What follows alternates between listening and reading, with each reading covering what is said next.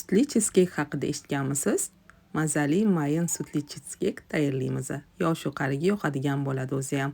Qozonchaga sut, shakar, kraxmal solib, yaxshilab aralashtirib gazga qo'yamiz. Vanilin solamiz va timmi aralashtiramiz. Quyilgach, tvorojniy sir solib, bitta massa bo'lguncha aralashtiramiz.